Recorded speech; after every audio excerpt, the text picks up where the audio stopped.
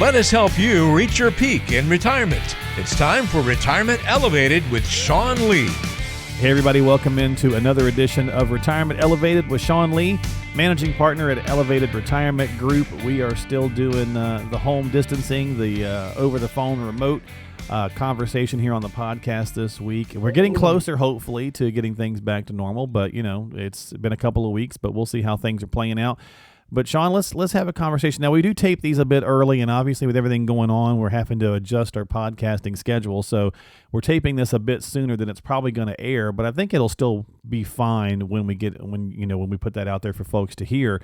We talked to the previous podcast about opportunities to look at with all the volatility and the craziness of the last 3-4 weeks at this point. So let's share a few of those this time.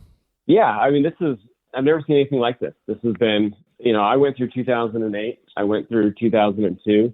So this isn't our first rodeo when it comes to market corrections.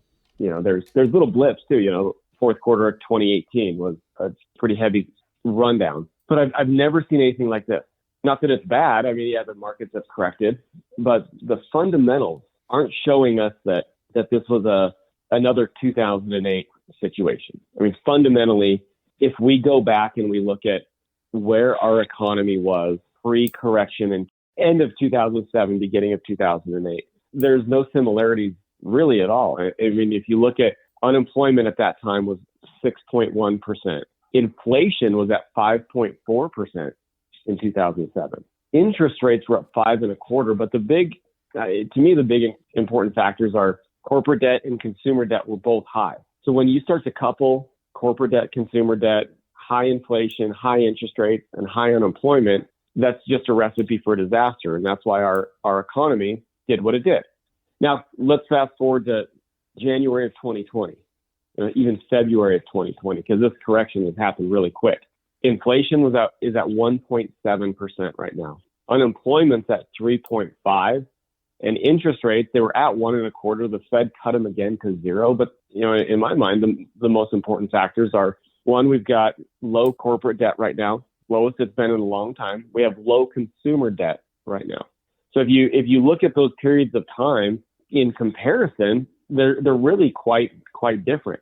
So what that leads us to believe is that, when pandemics, markets correct quickly, markets recover quickly. Now we saw the stimulus bill go through.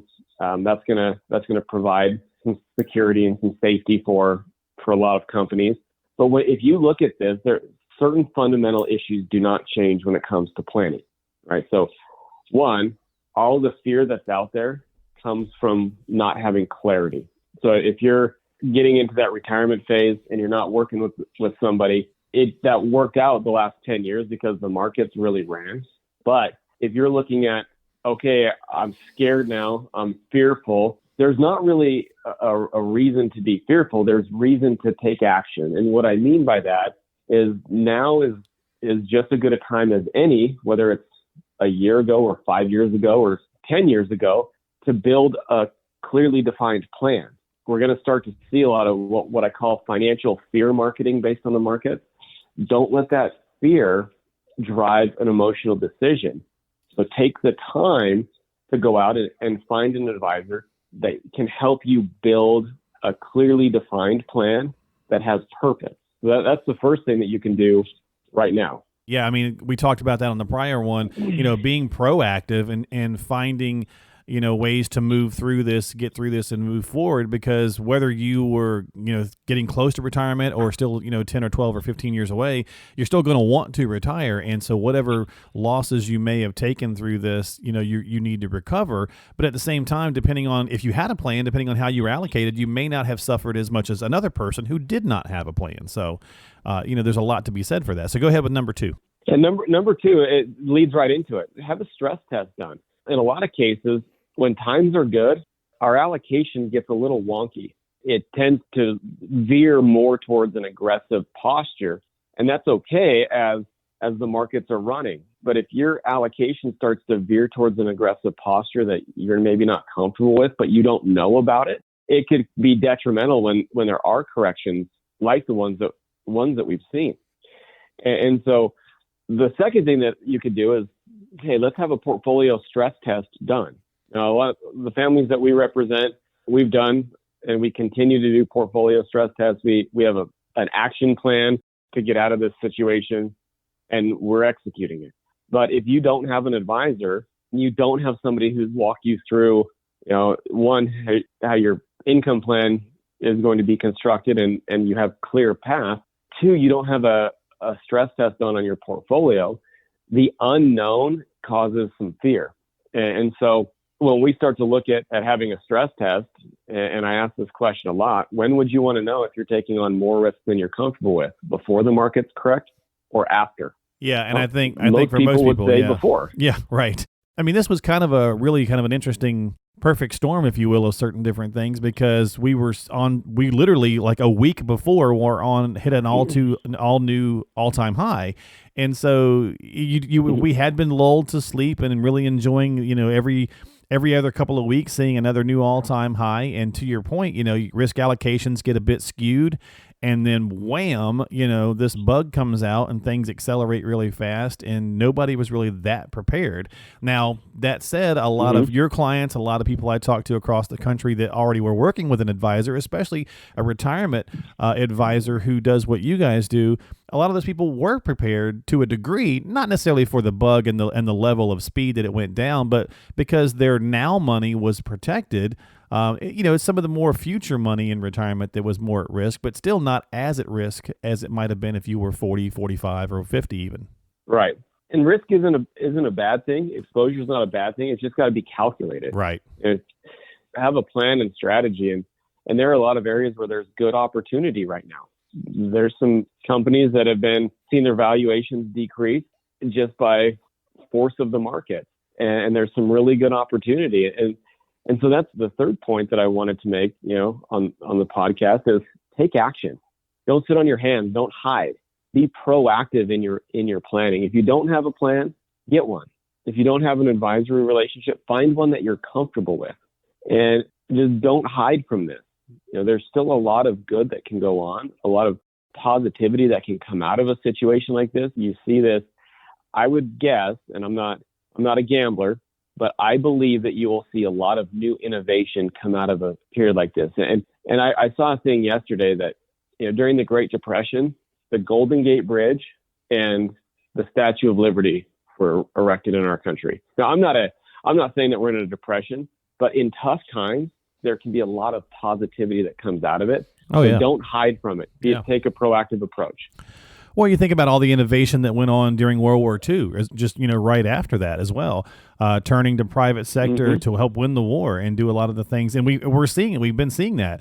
We're seeing alcohol manufacturers making sanitizer, and clothing companies making masks, and so on and so forth. And so we'll take these steps, and unfortunately, we have to be a bit reactive in that standpoint. But I think to your point, we will also see some proactive innovation moving forward from different companies and different things on the other side of this.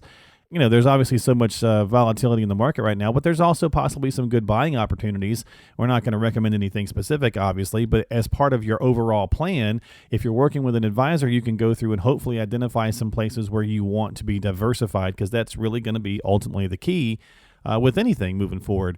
Once we get back to work on some of these things, you've got a lot of these industries that are hit very hard right now, but we shouldn't see hotels and restaurants and all that stuff should not stay down forever. It's just a matter of time. So hopefully, I agree with you. I think the incline will be just as sharp when we get there. It's just a matter of when we get there. Markets are anticipatory, and we've talked a lot about this. Right. Markets will anticipate 3 to 6 months in advance. So if they feel like, hey, we're getting out of this, we're moving forward, and the economy is going to be back to normal in 3 to 6 months, you'll see a run up. Yeah. And that's just how it is. So if we think that we're going to be 6 months out and being clear and the economy is going to be back to normal, everything we're seeing right now is second quarter is going to be painful, but third and fourth and first quarter of next year, we'll start to see some normalcy. Yeah. The markets will anticipate that. One of the fears that people have is, Sean, well, if I sell now, I'm out. Well, yes, if you're going to sell to move to cash, that could be a death wish, because you're never going to get that money back. However, if you're reallocating, fit a goal and fit a plan, you're in essence moving money from one pocket to another. and you're not giving up that opportunity. So don't be afraid of making adjustments to your plan, but make sure that you have a plan. Yeah. Definitely. Absolutely. And I think that's a good place to end this week. Make sure you have a plan. Reach out to the team. Let them know that you want some help. Maybe let them know you want a second opinion on the plan you might already have. If you're already working with Sean and his team, you've probably already had these conversations. But if for some reason you have not yet, then let them know.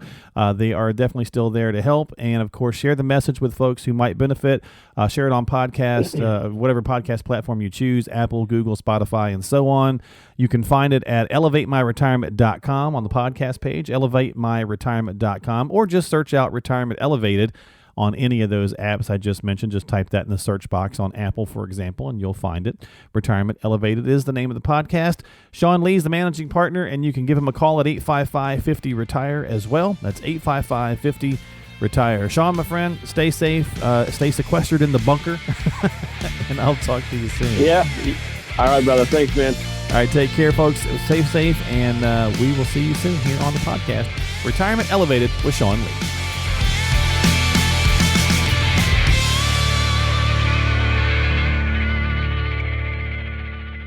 Investment advisory services offered through Elevated Capital Advisors, LLC, and SEC registered